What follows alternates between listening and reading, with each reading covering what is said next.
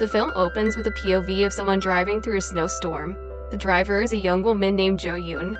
She ends up getting a flat tire and pulls over the side of the road. She calls her fiancé, Soo Hyeon, while she waits for a tow truck. It's Jo Yoon's birthday, and Soo Hyeon, an NIS agent, has to work late. The NIS is essentially the South Korean version of the CIA. Jo Yoon is startled when a stranger comes up to her window. He offers to fix her tire despite her clear reluctance. The stranger takes a long look inside her car, and then he walks away. Jo Yoon sees that the man was driving a school van. She starts to get nervous because she can't find the strange man anywhere. That is until he springs towards her window and starts smashing in her windshield. He breaks to the car and beats her unconscious. Jo Yoon wakes up in a dingy abandoned warehouse, completely naked and wrapped in tarp. The man who abducted her, Kyung Chol, starts tying her hands up while she begs for her life. In a last-ditch effort to try and save herself, Jo Yoon reveals that she's actually pregnant. Soo Hyeon has no idea that he's going to be a father because she hasn't told him yet. Despite the poor girl's pleas, Kyung Chol decapitates her, then starts mutilating her body. While cutting off her hand, Jo Yoon's engagement ring flies off her finger and lands in a drain hole. Kyung Chol tries to find it, but to no avail. Little does he know, this single mistake will be the thing to lead to his downfall. Later, a young boy finds what looks to be a human ear in a black shopping bag. The police, along with a crowd of reporters, come and look for more evidence in the nearby ravine. As it turns out, Jo Yoon's father is the chief of police. Soo Hyeon is there too. One of the officers finds Jo Yoon's severed head floating in a ravine. The forensic analyst carrying her head trips, causing it to roll on the ground as the vulture-like reporters start taking photos. Soo Hyeon stands completely stunned as his fiancée's head rolls on the ground for everyone to see. After Jo Yoon's funeral, Soo Hyeon decides to take some time off of work. He meets with Officer Jang and the two start looking through some police files. They find 4 possible suspects that have been accused of similar crimes, one of the suspects being Kyung Chol. Now that he has 4 possible leads, Soo Hyeon gets to work. After tracking down the first 2 on his list and determining they weren't the killers, Soo Hyeon sets his sights on Kyung Chol. Soo Hyeon decides to visit Kyung Chol's parents to see if they can tell him where he is. Soo Hyeon poses as an insurance investigator following a case involving Kyung Chol. It's here we learn that Kyung Chol actually has a son. He abandoned him and left him with his parents. It's been so long since his mother saw him, she doesn't even recognize a picture of him. Parents have no idea where he is. They have little to no contact with him anymore. Soo Hyeon decides to see if the son knows anything, hoping this could reunite him with his estranged father. The boy gives Soo Hyeon his address. Next we see Soo Hyeon breaking into Kyung Chol's house. He eventually finds his trophies from the other victims: bags, bras, and shoes. Soo Hyeon finds a hidden door that leads to the warehouse. After some digging around, he eventually finds Jo Yoon's engagement ring in the drain hole. He is officially found his fiancée's murderer. Later we see Kyung Chol's at work. He picks up a group of schoolgirls to drive him home. We see that someone put a tracking device on his van. The police come looking for Kyung Chol at the school, but when they get there, he's already gone. Kyung Chol knows the police are after him now. With no job, and the cops after him, Kyung Chol has nothing left to lose. He abducts the last girl and brings her to a greenhouse. He starts undressing the girl while she cries and pleads with him to stop. Soo Hyeon steps in before he continues assaulting her. At first, Kyung Chol mistakes Soo Hyeon for a cop. He charges him, but is quickly outmatched. He tries to put up a fight, and to his credit gets some shots in. He's ultimately no match for his much younger and much faster opponent. Soo Hyeon chokes Kyung Chol unconscious with a plastic bag. There's a moment when Soo Hyeon considers killing him right there and then, but decides against it. While unconscious, Soo Hyeon makes Kyung Chol swallow a tracking device. Then he breaks his arm and leaves him in the hole with an envelope filled with cash. The game has begun. Kyung Chol leaves the greenhouse and starts walking down a road as Soo Hyeon tracks him. A taxi comes and offers him a ride. Despite the fact that the taxi already has a patron, at first, nothing seems wrong as the taxi driver just tries to make small talk with Kyung Chol. But as he slowly starts to look around, he realizes that the man driving is not the taxi driver. These 2 men are thieves who have unknowingly made the worst mistake of their lives. Kyung Chol gets the knife from his pocket and starts stabbing both men, going back and forth between the 2. The taxi crashes to the woods. The thieves are dead, but Kyung Chol is fine. He finds the dead taxi driver some spare clothes in the trunk, then he drives himself to a doctor to get his arm fixed. While picking up some pain meds, Kyung Chol starts being creepy with a nurse. Later, he corners the nurse in the back and demands she undresses in front of him. Because Soo Hyun interrupted him the night prior, Kyung Chol intends to take his sick pleasures off on the nurse. He starts assaulting the girl when, once again, Soo Hyun steps in and starts beating him. This time, he cuts through his Achilles tendon.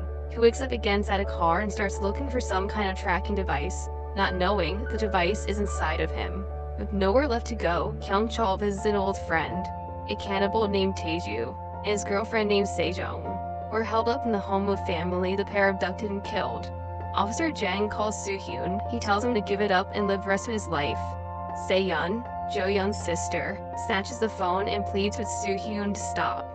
Soo Hyun says that he can't stop yet and hangs up the phone. Next, we see Kyung Chol and his cannibal friends having dinner. Taeju comes to the conclusion that the man attacking Kyung Chol must be a family member of someone he's killed. He tells Kyung Chol that he has created a monster, that this man hunting him is just like them. He likes playing with his prey first before killing them at their most vulnerable moment. Soo Hyun listens to the whole conversation. This may be a truth he hasn't come to terms with yet. Taeju excuses himself from the table so he can go prepare his next meal. It's the daughter of the family they murdered. He ties her up and is about to kill her when Soo Hyun intervenes. While lying down, Kyung Chol finally realizes that Soo Hyun was Jo Yoon's fiance. Back downstairs, Taeju and Soo Hyun start fighting. Kyung Chol hears the struggle and grabs a shotgun off the wall. Soo Hyun subdues Taeju and ties him up. He's about to cough his hand before Kyung Chol comes in and takes a shot off at him. Soo Hyun narrowly escapes while Kyung Chol unties Taeju. Upstairs, Sejong and Taeju both try to attack Soo Hyun, but he's able to take both of them out quickly. He hears Kyung Chol try to sneak up the stairs. He throws some coal traps on the floor. Kyung Chol steps on one and loses footing. Soo Hyun grabs a pipe and starts bashing him over the head. Then he starts beating him all over while he cries "why" over and over again.